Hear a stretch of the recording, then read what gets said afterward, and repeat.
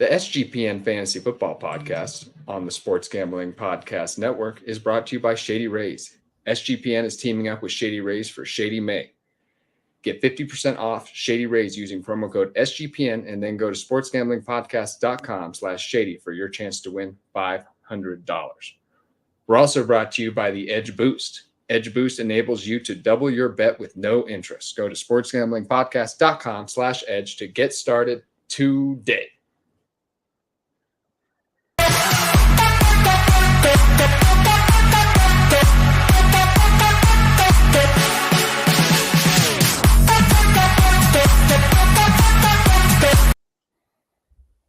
All right, everybody.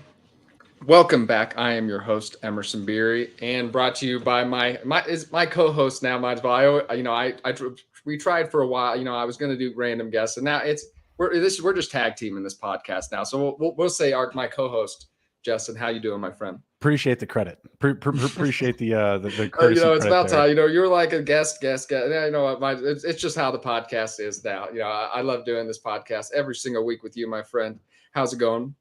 You as well, buddy. You as well. It's going well. Right now, I'm in purgatory for Underdog best ball drafts. Underdog, if you're seeing this, please let me in. I didn't even know that was a thing. So that shows you what kind of degenerate we're dealing with over here. Where Underdog, so I had to put him on a cap.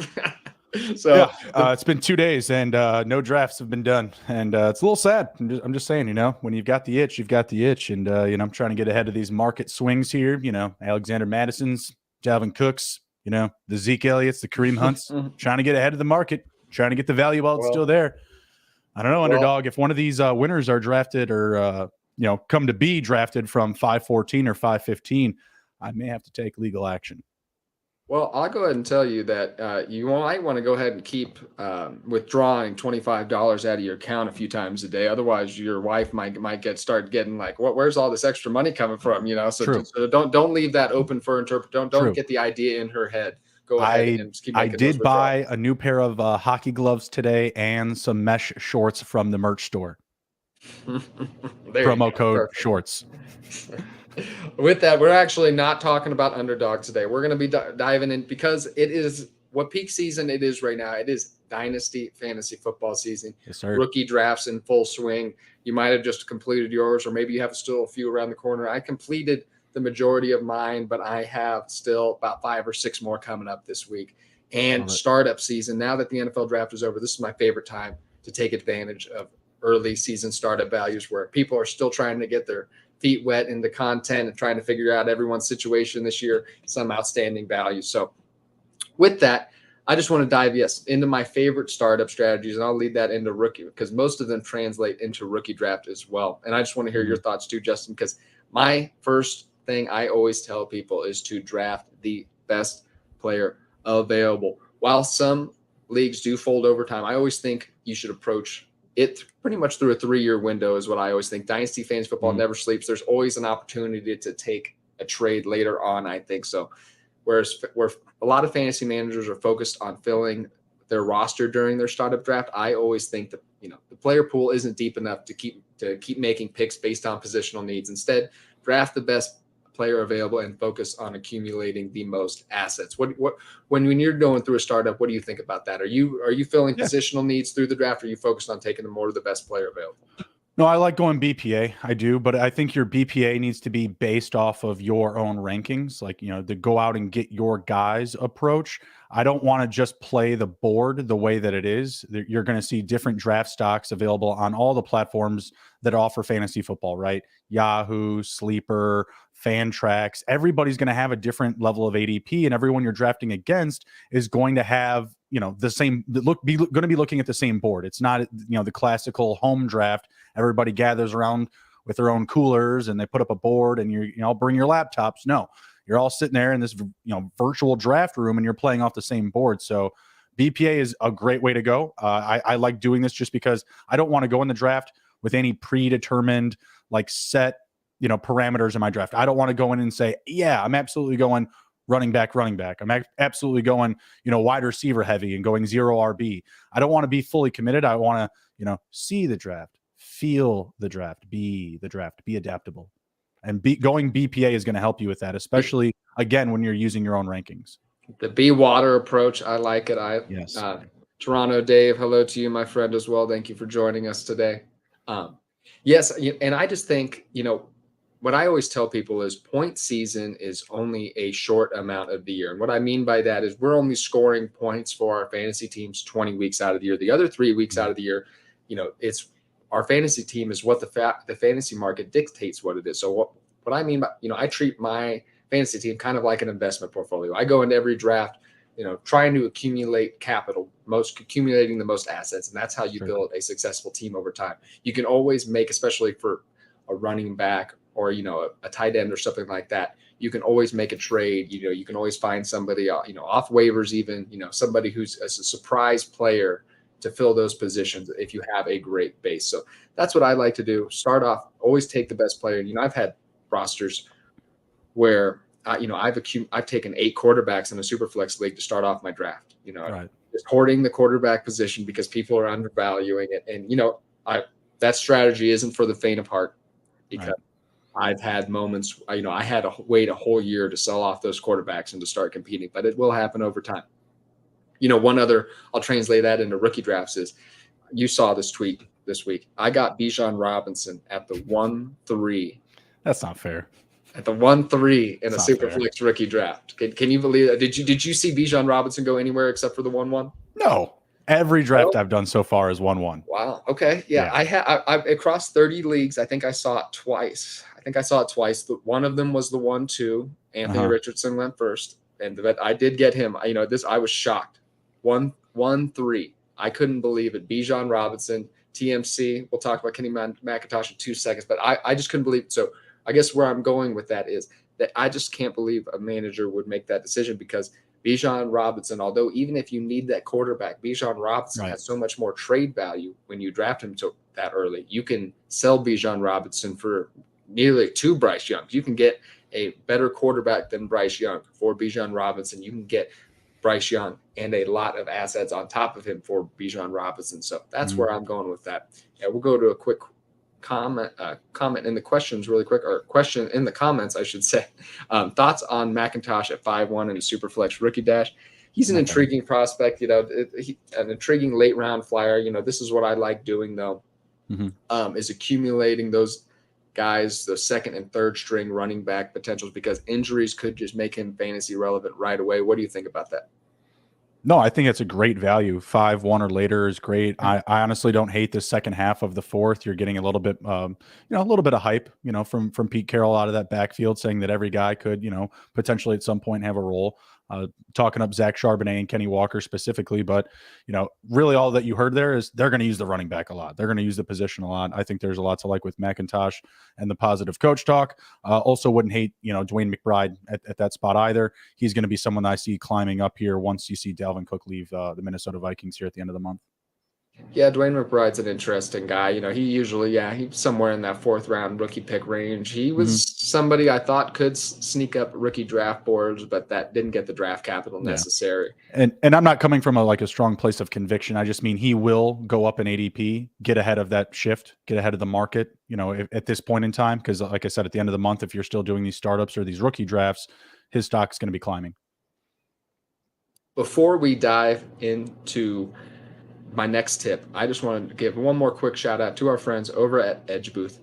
SGPN is excited to announce an exclusive early access partnership with EdgeBoost, the world's first bet now, pay later Visa card. Similar to buy now, pay later programs like Affirm and Afterpay, EdgeBoost enables you to double your bet with no interest and pay back the advance over 4 equal weekly installed payments. That's right, 0% interest.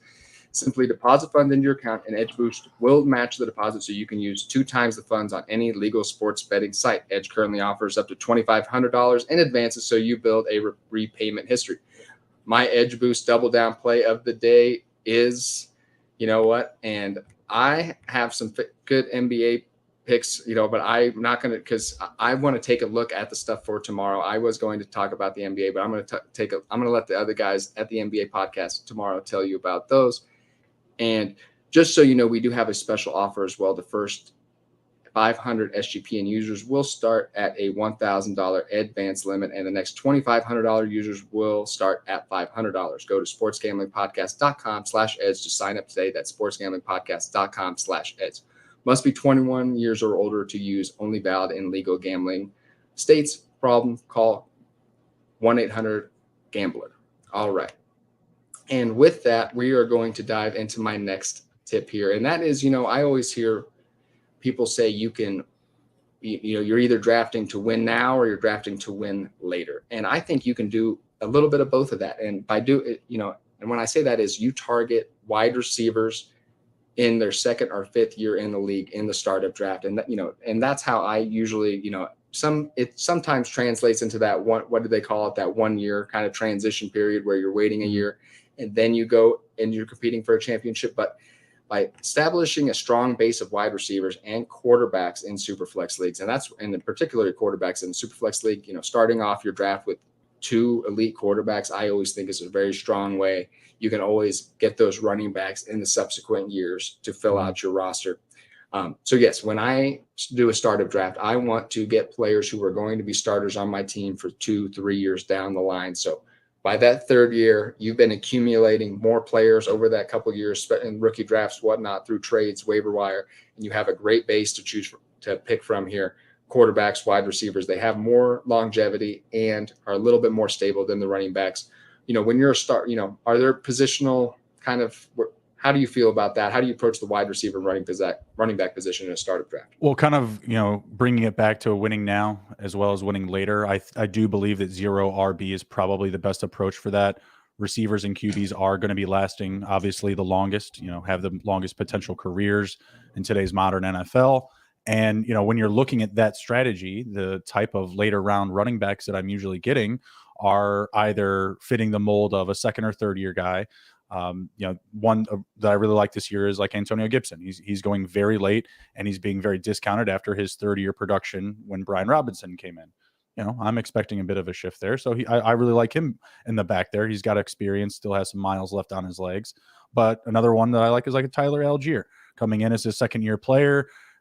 Not hyped up as much, playing behind Bijan Robinson, and I'm getting a little bit more exposure, at least to his, potential activity for the next 2 or 3 years. In those moments where, he booms or goes off, any of these type of assets, you can try and sell them and flip them for, additional capital, whatever it may be. So I'm definitely always about, trying to flip running backs, keeping, the youth on the team, maintainable, right? I mean, I don't have a problem drafting older quarterbacks because I know that they're going to stick around. You know what I mean? Like I feel like a lot of these ageists in Dynasty, they get so fixated with the number, how old you are, like they're just going to stay off of you. And so you'll see, later QBs go later. And again, that just kind of breeds into that 0 RB approach. I can get really high end skilled, young receivers early, age quarterbacks, and, maybe just not as prized as highly touted running backs in the later rounds. Yeah, and it's like I was saying earlier, point season is only 20 weeks out of the year. Trading away those running backs for some more stable assets, like when we know Dalvin Cook, his value could crater before the season if he gets cut, doesn't get in the right situation, or something like that. So running backs are very risky at this point in the draft, man.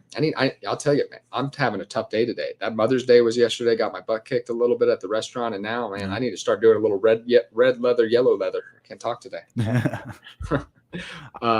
Next tip here is to do draft. If you followed what the tips we've done so far, and you started off with a strong base of wide receivers and quarterbacks, this fits in perfectly. Draft late round running backs, and I say this because the wide receiver market, although dynasty managers love their wide receivers, but the market is very saturated. Productive players like Jacoby Myers are barely selected as wide receiver 4s. We look at Zay Flowers and Quentin Johnston this year, entering the league, first round NFL picks. Those guys are borderline wide receiver 3s. You know what I mean? Not even top 36 wide receivers likely in a lot of people's rankings. So it's such a saturated, it's so hard to make a difference as a fantasy wide receiver. There's so many good ones, so dynasty managers can find 10 to 12 PPR points from a wide receiver anywhere. So I like to target second and third string running backs. Like I was telling you, injuries, depth chart shakeups, these are can be a massive surprise every single year, and they can be thrust into a lead role. So running back with no value at all can all of a sudden be a top 24 running back with simply just a higher snap share. So uh, I love, after I get my wide receiver set up in a draft, I love just give me, every second string running back in the league. I'm going down the list. I'm going to start taking them. So I always feel like it's hard for these guys. The Cedric Tillman's even in the rookie draft. So what difference is this guy going to make? So where you feel about are you taking a lot of handcuff running backs in the draft? Are you going to continually stack and maybe the more productive, the Jalen Hyatt, the Cedric Tillmans, who could be safer players? Yeah, I mean, of course, I want to fill out my needs the best I can. And my most recent my most recent rookie draft, I had 2 picks in the top 6, and I needed a quarterback. I said, no, I'm good. I'll ride with what I have. And what I have isn't that great. It's like Lamar Jackson and Desmond Ridder, and I can't even remember my third quarterback. But I went with Gibbs and JSN. And that's what I was actually going to ask you, is like where you would kind of go back and forth there between Gibbs and maybe not JSN, because I know that you would take him for sure ahead of him, but maybe like Gibbs and Quentin Johnson, because that kind of like combats the conversation a little bit. Because I would still take Gibbs. It kind of goes against like what we're like pushing here, but I still think like that specific context, I would go with him. But like when I'm looking at later round running backs in rookie drafts, I was loving guys like Chase Brown, Israel Abanaconda. I'm trying to think of another one that I took. I had this last draft. I had like 8 picks. It was ridiculous. I walked away with a lot of players. No, I guess it was pretty equal. I had those 2, and then Gibbs, and then I also had drafted Cedric Tillman, who you had mentioned. I took him with the last pick of the 3rd round, and Jalen Hyatt and JSN. So kind of more balanced, I guess. But I just think that those type of players like a Chase Brown and Israel Abanaconda, McBride, who we had just mentioned, McIntosh, like those guys, yeah, they won't have that peak outlook for the year, but weeks 13 plus, these wheels start to fall off of these running backs, and they're going to be a really good value for you. So if I'm more balanced, like if I'm coming in a draft and I just have like 4 picks, even if I need a running back, even if I have to go heavy, I will still draft the highest ceiling receiver if possible. Like if I had that 1 pick in that first round between Gibbs and JSN, I would still go JSN, even if I was running back hungry, kind of bringing it back to the point that you had mentioned of just capital, what I can get back in return if that player does boom. And I feel like I would get more back from a booming JSN than I would from a booming Gibbs, because everyone's going to say in the back of their heads, oh, it's a running back. His window is going to close faster than JSN's. It's interesting. I always take Gibbs over JSN in every rookie draft I've been trading up from the 1-6 actually a lot of the time where JSN is to get Gibbs at the 1-5, because while you're right, I think there's more of an immediate return on Gibbs. I think JSN's a little bit more of a slow burn. I like the long-term upside, but I don't know if he's going to I don't think we're going to see him shoot up the rankings this year. I don't think we're going to see him maybe even shoot up the rankings in 2024. I think this is kind of a little bit of a slow burn, long-term contributor. Maybe not, doesn't have that game-breaking upside, though, in a Seattle offense with DK Metcalf, Tyler Lockett for a little while, and 2 very good running backs. So I'd like, I've been taking Gibbs because, I think, especially, with the excitement of the 12th overall pick being in the draft. And then if he just gets, all of a sudden, if he just has a great game, especially right off the bat, we're talking about a guy who's probably a top 5 dynasty running back already, just given the landscape the way it is. So many aging running backs, a running back in the first year. So I actually love that, this is another tip I didn't have on the sheet, and I'm interested to hear you say it. Actually, okay, before I dive into that, I just got to pay our last round of bills really quick. Our friends over at Shady Rays deserve their shout out really quick, and because I love their sunglasses. Shady Rays is teaming up with SGPN for Shady May. Not only do you get an amazing 50% off, but you also have a chance to win $500. Shady Rays has you covered from the sun to the slopes with premium polarized shades, customizable snow goggles, and much more. That's not all. Shady Rays offers the most insane protection in all of eyewear as well. Every pair of sunglasses is backed by lost and broken replacements. If you don't love them, exchange them for a new pair or return them for free within 30 days. There's no risk when you shop with Shady Rays. Their team always has your back. And for our international listeners, Shady Rays has you covered as well with shipping to Canada, Australia, New Zealand, and the United Kingdom. Go to shadyrays.com and use code SGPN for 50% off 2+ pairs of polarized sunglasses. Then take your receipt to sportsgamblingpodcast.com/shady for your chance to win $500 Shady May contest. And if you are still listening, if you wouldn't mind giving a like, a subscribe, a rating to our YouTube page, a subscribe, it would mean so much. And are we still doing our jersey giveaway, my friend? Yeah, I was just about to hit on that. As long as you go to our Spotify and Apple Podcasts, leave a 5-star review. Go ahead and send that review to us. Take a little screenshot. DM us at SGPN Fantasy on Twitter, and you will be entered. We're giving away a Lamar Jackson jersey at the end of the month. That jersey is still going to be relevant because Lamar Jackson is staying with the Ravens. So I guess it would have been cooler, actually, maybe if it wasn't. You get a signed old school retro Baltimore Lamar Jackson jersey. But anyway, so what I was going to say is I love considering how risky running backs are anyway, I love taking the rookie running back. I love taking this home run swing on a rookie running back because, if they hit, man, they're going to shoot up in value being so young, and you're buying at a low point considering, their age and potentially their talent. So, you see running backs in their first year, if they hit it right off the bat, they shoot up in dynasty value. So I love taking the swing, even though they're a little risky. I think running backs are risky in general. So you take the swing on the rookie running back, but you say you prefer JSN. So I understand that. Well, I took Gibbs and JSN in that one. So I took Gibbs at 1.4 and I took JSN at 6. I opted out of taking quarterback. So the Stroud. So you opted out of taking Stroud, I'm guessing? Yes, he was the only one that was going to be left to me. So I was just like, instead of just being only cornered with one of these guys, I'm just going to take 2 players with a lot more upside because I have a fair amount of depth still, throughout the rest of my roster. I was like, I can move somebody for a quarterback if I need it at some point. I'm not going to overpay right now for this.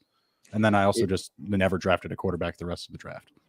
I just rarely ended up with I barely across 25 leagues. I barely have any Bryce Young or CJ Stroud. It just didn't work out that way. I didn't have the 1.3 and 1.4, and where I thought I was going to have one of them available, I ended up with Bijan Robinson at the 1.3. So yeah, that's crazy. Yeah, well, that's just nuts. I do have one share of Bryce and one share of CJ so far. So I'm hoping to grab one bit of exposure to Anthony Richardson if I can. I've got 1.4 left. That's all I've got. So I'm hoping he can fall to me. I've gotten some good bit of Anthony Richardson, so I'm depending on him in a few leagues. Hopefully he can deliver as long as he's on the field, some consistent at least quarterback 2 production with his legs, which I don't think should be a problem with his rushing upside, but we will see. Next up here, I have, I wanted to hear, how do you approach? I'll start off with you. What are your feelings about how do you approach the tight end position in a dynasty startup draft? Later, great. It's that's it. I like the top 3 guys if I can get them at a value. If I feel like the rest of the draft isn't valuing them, some startup drafts I see Travis Kelce go really early. Sometimes I see him go late. And really, whenever someone wants to kick that door in and start the tight end party, that's when you got to get ready to dance. So I like the top 5 a lot. Really, the top 3 if I can get one of them. Kelce, Andrews, Hawkinson. I will settle for, a Kyle Pitts or a Dallas Goedert. But if I'm not doing anything like that, if I'm, if I don't get one of those top 5 guys, that kind of like tier break, I'm just like, I'm not even going to look at the position for a while. Probably I'll probably wait till well into the double-digit rounds. Of course, pending, if it's premium, 1.5. Double tight end league, whatever, obviously there are ways for leagues to value them more, and those opportunities I'll, certainly, start dancing a little earlier, we'll say. Yeah, I just can't. Tight end is the most frustrating position by far in fantasy football. Other than Travis Kelce in recent years, you touched on, the top 3 to 5 guys. Even those guys, though, looking back just a couple years ago, that was Darren Waller, George Kittle, Zach Ertz, Mark Andrews. They've all had mixed results. They've all had very, very high ADPs, some of them even higher than Travis Kelce's at certain points over the last few years. And they've all had mixed results due to injuries or target volume concerns. So, while these players have had wonderful moments, they didn't pay off at those ADPs. Kelce is aging very well. But other than that, I think there is very rare situation where I'm taking a tight end early on. So in a I can dynasty tell you an draft. example where I actually did take Kelsey in a startup recently. Very good format, I think, for it is a 10-team league because there's so much talent left, and it was even a That's super okay. flex. So That's like in a interesting. 10-team dynasty, like I don't really hate going elite tight end early. You're going to be able to make up the rest of your group.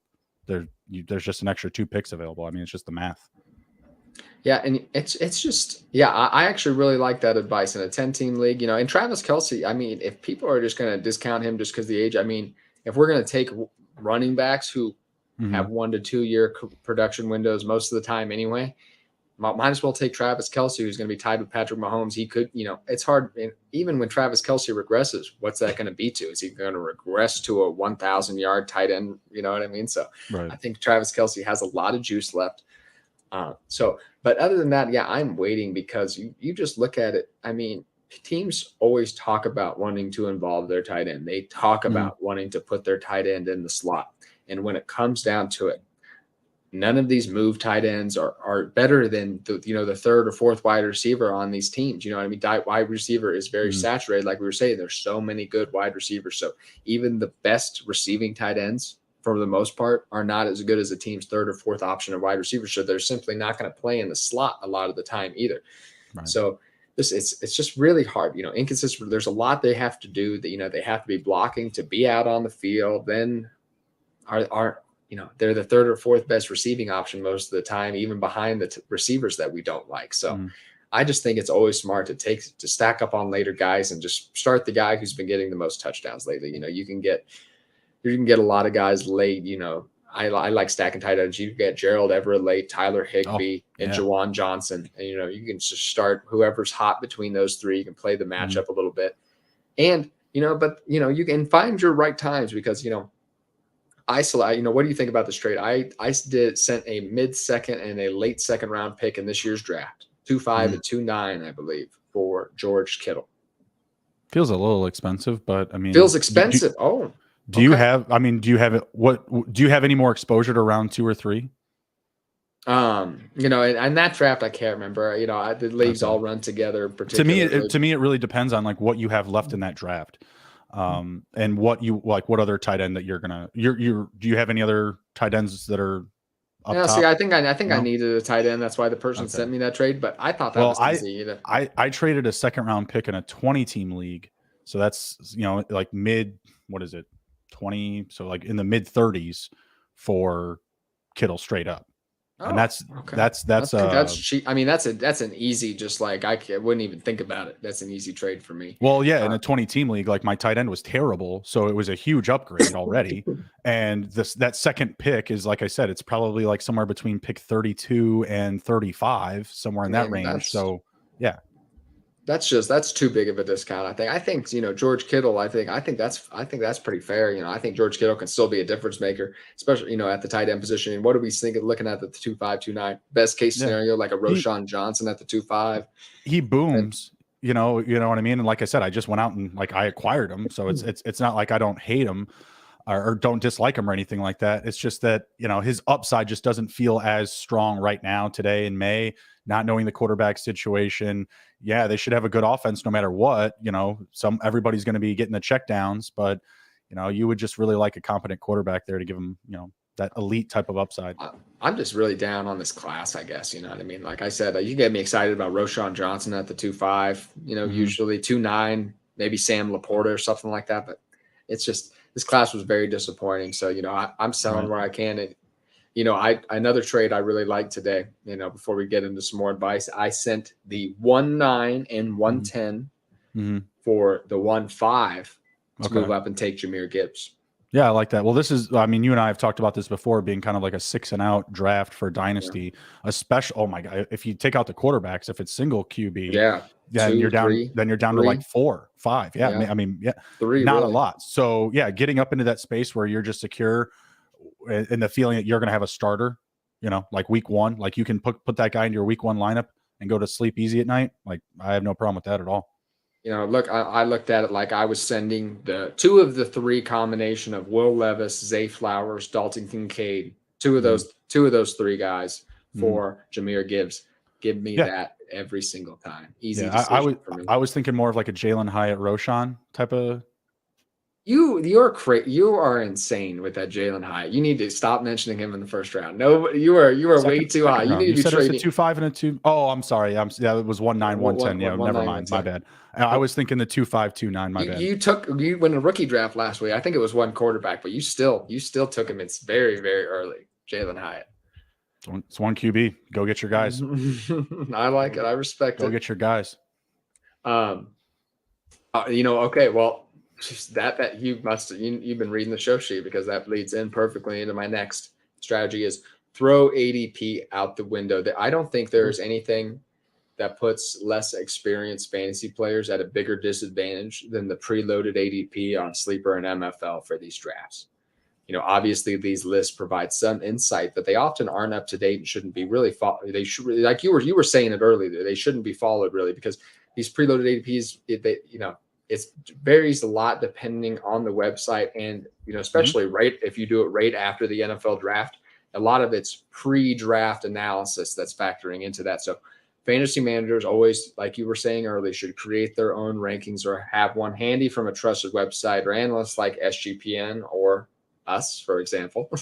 Veteran drafters use that. I feel like I use these preloaded ADPs as a big advantage of work when I play to get an edge up on everybody, because like I said, I haven't done a dynasty rookie draft or a dynasty startup draft actually in a year and a half, because a real one, because I've did way too many COVID leagues. But if you get in on there, and I'll use the rookie draft for an example, because I'm super plugged in with those right now. Roshan Johnson on Sleeper, I think he's like the 20th, 22nd ranked player. He's my 16th ranked player, because of that landing spot. Nathaniel Tank Dell, he's floating around. I don't know if that's late. And he got 3rd round NFL draft capital already. CJ Stroud's talking about now. He's a long shot, of course, but he is nowhere near like where he's in like the 40s. So there's some values to be had. If you're looking down the draft board, you want to get ahead of it. So take him early. You don't want to wait till their ADP comes up. But every single pick, there's somebody. Usually when you're this far out from the season, there's always a pick. Every single one, you're like, oh man, I can't believe that guy's still there. Oh, mouse in the house. That guy's still there. So, like you were saying, so do you use that strategy? A lot. Yeah, absolutely. We were talking about Jalen Hyatt. I pulled him up over the board, and I see him as a climber right now as we're getting farther away from the NFL draft. You're going to constantly see market shifts. He's a name that I've seen climb. What I like to really do is I like to go into the draft room. Like, if you're doing a mock drafting should definitely be on the list here. Get my tongue tied as well here. Contagious from Emerson. I go into the draft, I go into each position, and I scroll down and I see what are my, position end stops, like my tier breaks, essentially. Like if I want to leave this draft with 2, let's say it's a rookie draft, and I want to leave with 3 receivers, right? I go to the lowest receiver that I would find acceptable to take, and I stop right there. I am watching this break line in ADP at that position, and I don't want to cross that without X amount of receivers. And hopefully I get my guys, right? Like if I'm needy at the position, I may have to take some swings with guys I may not have liked as much, but may have, some good narratives. But at the end of the day, I want to go after my guys, hopefully at ADP or later if I can. Again, you want to play the board with some parity. You don't want to just completely pull someone from the 5th round to the 1st round in a rookie draft. That's not necessary, especially if you have other picks. That 20-team league I was telling you about, I took Roshan at pick 11 because I only had 1 pick out of 40. He was the guy I wanted to leave with, and I needed a running back. I didn't want to break into another position just because I thought, maybe someone had a little bit of a better outlook, right? I just wanted to leave with my guy, someone that I wanted to target who I believe has a very safe career floor. So create that type of tier break and then don't pass it. Just follow your own rules, right? Just, create your own parameters to, not pass a certain value threshold. That's good advice. And, I'm the same, and another great example, I think, transferring it to underdog is, Deontay Johnson, still sitting way down there. Oh God, it's criminal. Wide receiver like 38. I think once people start doing analysis on the season, they realize, oh man, Deontay Johnson was 6th in targets last year and had 0 touchdowns. How's that going to happen again? I don't know. I don't know how Anthony Richardson and Deshaun Watson are ahead of Dak Prescott, Jared Goff, and Kirk Cousins. I don't know. Anthony Richardson's intriguing because he's QB10. I know it's so high. It's so high, but I don't think that'll be the case in standard leagues. I think you have a lot of savvy, like a lot of fantasy analysts who think, who are outsmarting. Maybe it'll end up they're outsmarting. That's why I bring it up though. It's just another one of these things you're just like, what the heck? And then you just got to tell yourself it's May 15th. Anthony Richardson is so intriguing because, if he just floats out there, you could see him be extremely productive, just if he's out on that field, you know what I mean? He could just get him after ADP. That's all I can say. Just after pick 84 on Underdog. That's all I can say. If you draft Michael Pittman, take your shot on Anthony Richardson. That's what you should be doing in Underdog drafts. I still recommend waiting till ADP or later, even if you draft Pitt. This is another one where I'll kick it off to you first. So how do you feel about trading future draft picks in dynasty football leagues? Like in the draft? We can, we'll get into that, but in general, but yeah, you can talk about how you would approach it in a startup draft too. Yeah, I mean, in a startup draft, no. I like to hold my picks. It's a draft, right? Like it's a startup draft. You should be able to find opportunities of value without giving up your position. And maybe it's also just like my experience, but in a lot of leagues that I'm in, dude, like I cannot stand the amount of crazy like swaps in a startup draft. Like, guys, have you never drafted before? Like it's a draft. Like it's like we didn't just start playing Monopoly with like hundreds and thousands of dollars here. Like they want to like take the game and just like elevate it so quickly. And I'm all for it because while the winds are blowing, my tower of picks is standing straight still up and down. You know what I mean? You know how you see like all the names swapping around the board on Sleeper? And then you just see Bruni's team and it's just this tower of straight picks going up and down. I trust myself just too much to think that I have to like give up, like a 4th and a 5th to get an extra 2nd round pick. Like I just don't need to do that. And that's just my experience. Now I will say, like you had said, like you thought this was a dead draft, right? Like you were like we both said, it's 6 and done. You're not pleased with the amount of talent that you're getting or the deeper value. So you're selling picks, right? I would wait to do that until the draft because people are just going to be hungry for more picks. They're just going to be so desperate, right? So that's my kind of take on that is if you're going to sell, your picks, wait as close to the draft or get into the draft as possible and just drive up that hunger cost for everybody else around you.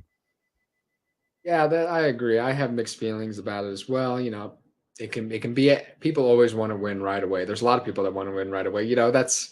I guess that's not always the case in dynasty leagues. You have always those guys who want to accumulate rookie picks who put themselves out 1 or 2 years from competing as well. But what I'm always nervous about with trading away your future picks is a couple of injuries and a few players not meeting expectations can have a championship contender finish at the bottom of the rankings all of a sudden. I can think of one roster I had last year with Swift and Javonte Williams and Breece Hall and Deebo Samuel and Aaron Rodgers and Matthew Stafford at quarterback that turned out into a disaster. I thought that team, I had traded the two, I had Garrett Wilson at wide receiver, that was obviously a great pick, but, and I had traded out like 2 years worth of draft picks to get that team together. And it was terrible. So, damn.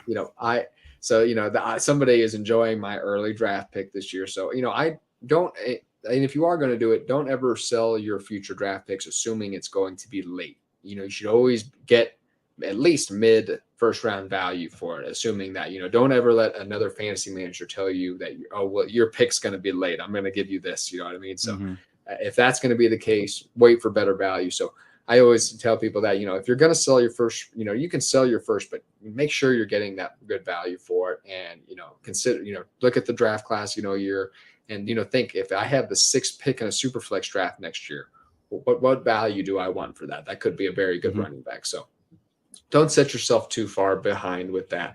And, this kind of I was going to ask you what kind of your next feelings on this one too. You kind of touched on it a little bit. So moving up and down in a startup draft, you are set. You do not trade in a startup draft. There's very few exceptions. I'm guessing. Like I have before. I just don't like to, because again, like when everybody is moving and shifting around, typically happens, and again, this is my personal experience, when we get to the double-digit rounds, everyone is coming to me for picks. Everyone is hungry to make up for the value that they lost. And again, more than likely, unless you're giving up also future picks from another draft, you're probably either leaving with less players and you're going to rely on picking up waiver wire players, or you're just thinking that like, oh, I've got an extra second and third round pick. Your team is going to be so front loaded. You're going to be, coming to me again, probably in midseason to find backup for your bench or for an injured player. So I just don't get too caught up into chasing, like overly chasing upside in like those first extra rounds. And that's really the only time I would do it, is if I could get exposure to like, a player that I would take in the top 3 rounds, whether it be like an extra quarterback or an extra receiver, whatever, it would be of high value. It would not be like, take my 11th and 12th for an extra 10th. Like that makes no sense to me. And again, I'm more experienced. I've been playing the game a long time. I trust myself more. Like if you feel like you don't know how to draft 6th and 7th round players, then maybe trade those picks for another 4th rounder. I don't know. But that's typically what you're doing, right? Like you're swapping the value. And if you're not getting an exact swap, like that type of 2-for-1, or, I take your 2nd and 4th and you take my 2nd and 3rd, like that's still, a pretty even swap, right? So unless you're getting ahead of that, you'd have to give up more, like another future pick, or you wouldn't have a player yet, but maybe a rookie draft position or something like that, whatever else, you have available to you in a startup. So I just don't like to overcommit right out of the gate. I just like to trust my process, go through it as the winds are blowing, keep the tower steady. And I think, it always changes a bit, right, every year. And I need to get into a Dynasty Superflex draft to see where it starts. But usually that 8th, 9th, 10th round range, a lot of the time, you're right. Those people are hungry for picks. They traded up in the draft. They're missing starters. They didn't have a ton of picks early. And hey, they are giving away their future draft capital at a huge discount. You can give away, like, I saw somebody talk about a trade, an analyst talk about a trade on a network I work for. They gave away their 2024 first round pick for Roshan Johnson and John Mechie. So that's startup. I don't think it was this was in a rookie draft, I imagine. But, well, you can imagine it. You can imagine it. Well, yeah. Yeah. It must have been the rookie pick, and then they got John Mechie in the rookie. I imagine. But still, that's bad. I know, but you can imagine it in the startup, somebody getting the 11th and 13th, trading their 2024 first for an 11th and 13th round pick. That's kind of the same thing that just happened. No, that's nuts, man. Yeah, that is nuts. Don't do that. But people, that's what I mean. Like you can be actually competing roster and still acquiring first round picks when people do stuff like that. Like when Isaiah Pacheco or or somebody like that breaks out, just somebody random this season and somebody wants to send their first round pick for him. Yes, go ahead and do that. You know what I mean? So there's always players like that. Low draft capital players that I'd love to cash out on. So you can always get future draft picks. There's always a point where I love acquiring future draft picks too. And I also want to say this too, because I'm sure that there are plenty of content people out there that can give you like the best recipe for one of those trades. The best way to gain value by moving up. I'm sure that there is somebody out there that can lay out a blueprint where you can gain more value to that. But I compare it to, opening up a chess game with more aggression than you should, right? Like you're trying to beat somebody in 3 moves, when just play the long game, go to the end game, take it down to a couple of pieces and just, beat the board. You don't have to just win the draft or win your league within the first 3 to 4 picks. And I think that a lot of people just get overwhelmed with like kind of just draft hype, excitement. Obviously it's a lot of fun. Key tip that I would add in is just take notes throughout your entire draft, right? Just like take notes on other owners, be attentive. Obviously it's fun to kick back, smoke a stogie and, pop open a couple of beers and, dive into the draft. But I'm telling you, you're going to enjoy the fruits of your labor a lot more, if you're paying attention, taking notes, looking where you can steal and add value. And one thing it's important I thought you touched on was, having, you talked about your experience, be able to make that pick at every single pick. This ties in a few things we were talking about. There's going to be a value at that pick. So, if you're trading away or trading up, like to a pick, you'd be shocked, if you're moving up 10 spots from the 2-5 to the 2-5 to the 1-7, let's say, or something like that, from the mid-second to the mid-first or something along those range. Especially maybe a little bit deeper in draft, you'd be shocked at who falls to you. You know what I mean? You'll be like, oh my God, that guy was there. That guy was there. And I gave up that pick and then all that extra stuff. And that guy was there. Oh, why did I do that? That happens a lot in drafts. So, you always be mindful of that. The only time I really like to move up is if there's just a guy, I can't believe he's there. And I'm just like, I have to have him. You know what I mean? Or if I see like the quarterbacks drying up and Dak Prescott's there in the third round of a startup draft. And I'm like, oh man, I need another great quarterback. Let me see if I can grab Dak Prescott there. But moving down is actually something I always really like to do. Because yes, like what we talked about, you always get value later on and more than you're expecting. So, I loved, trading away my first round pick and getting a third and a fifth round pick and maybe like a seven. I had some absurd trade, especially a few years ago. Like I'd trade away my first round pick and get a third, a fifth, and a seventh round startup pick. You're just like, take that to the bank. I have 10 starters. Value. I have 10 starters by the seventh round. That's a strategy that you were able to employ a couple years ago. That's what every manager wants to do now, though, especially if you're just hopping on a random sleeper draft board. Most people are that's what everyone's, when you get into a dynasty startup draft, they're like, I want to move down. That's just kind of what happens now. You know what I mean? So everyone's kind of privy to that. But if you can move, especially if the quarterbacks are drying up and you're, in a super flex draft and you're kind of in that late first round range and not an elite quarterbacks available, move down, trade down, see if somebody wants to take those running backs and wide receivers that have a little bit more fluctuating value. Those are some of my favorite startup strategies, at least. Justin, did we leave out something? What are anything else that you want to touch on? No, I kind of wrapped it there with the pay attention to the draft. Yeah, the draft, feel the draft. And I like I said, I am just steadfast in what I'm going to do. I'm going to be taking the best player on my board that's available. Treat your dynasty team like a stock. That is what are like many stock. Each player like a stock, I should say. And you're trying to accumulate as much assets and capital as you possibly can. You can always make a trade later. That is what I always tell people. Justin, anything exciting going on this week with SGPN? Hopefully, Underdog lets me back on the platform and I have something to talk about. Otherwise, I'm just a puppet up here. I mean, my goodness, I can't Underdog let a content creator back onto the platform? My goodness, like I said, they just need to get back to an email at this point. If you're going to be doing that many drafts, my goodness, you need to start doing some puppies, my friend. The $5 puppies, they're so like ballers. I could do 3 puppies right now, but I'm holding that $15 for my next Best Ball Mania draft. So I could do 3 puppies, but I don't want to. The puppy's about 80% people. Ballers on a budget like myself, get in there, okay? $5 a draft, and plug promo code SGPN in there and give us some credit too. They'll have another one after it. So there's always be a puppy. There's always another draft on Underdog. I compare it to the like Matthew McConaughey. Being like, like you never let them take their money. You know what I mean? Because that would make the money real. You know what I mean? Like that's exactly what Underdog is. When they win, you give them another draft, another way to reinvest their money. What's that from?